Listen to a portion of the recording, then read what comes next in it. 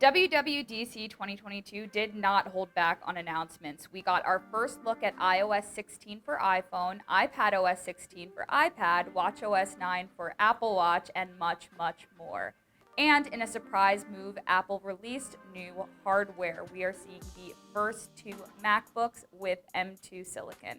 Let's take a closer look at all the biggest announcements from WWDC 2022. Big changes are coming to the iPhone experience. iOS 16, which should ship on the iPhone 14 series, is bringing features to several of the iPhone's existing programs, like new focus settings, editable text messages, improved dictation tools, Pay Later for Apple Wallet, integrated order tracking for Apple Pay, better sports coverage in Apple News, more parental controls, safety checklist, and more. Perhaps the biggest iOS 16 visual upgrade is an all-new lock screen, which kind of borrows from the Apple Watch experience in that you can now add complications, custom colors, and live app progress to your lock screen. watchOS 9 for Apple Watch. That's what the new software version is called, and it's packed with new features for Apple Watch, including new running metrics, heart rate zones while working out, refreshed watch faces, an AFib history tool, added sleep tracking data, and a medication management app. More than ever, it seems Apple is pushing health and wellness initiatives, and that could give us a clue that the rumored Apple Watch 8 will pack a new health sensor or other type of health and wellness effort. For now, those with the Apple Watch Series 4 or newer will be eligible to upgrade to watchOS 9. Yep, that means that the Apple Watch Series 3 is getting no more support, and we actually expect it will be discontinued by the fall, if not earlier. There's new silicon in town. Apple just announced the M2 chip, and it's coming to not just one, but two new laptops. Hardware is always a guessing game for WWDC, but there were a few signs pointing to a MacBook release, and we got them. We actually got to see them at the event as well.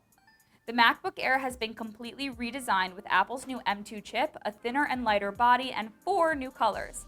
Other highlights include an improved audio system, 1080p camera with better low-light performance, and MagSafe charging. And there's support for fast charging now too. The new MacBook Air starts at $1,199. Meanwhile, the MacBook Pro is a refresh of the 13-inch model that stays at the same $1,299 starting price. The MacBook Pro sports a similar design. The real change is under the hood with that M2 chip. In addition to the new laptops, there's a new macOS version, and it's called Ventura.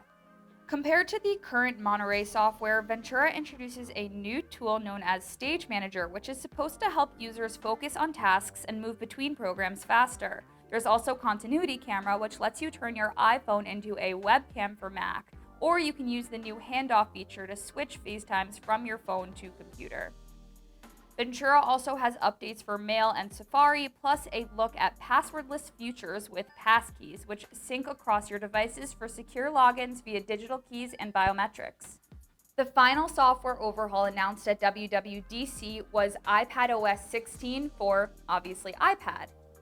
A new iPad app called Freeform allows you to create a separate group with which you can share documents. It will also be possible for the folks in said group to edit documents in real time.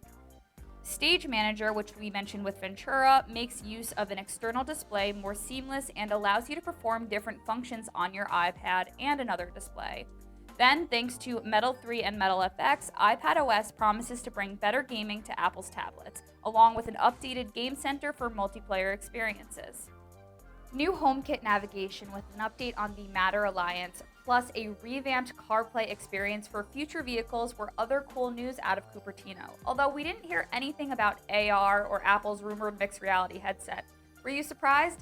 Be sure to let us know and follow us on Facebook, Twitter, and TikTok for all the latest tech news. Thanks for watching. This has been Kate Kozich.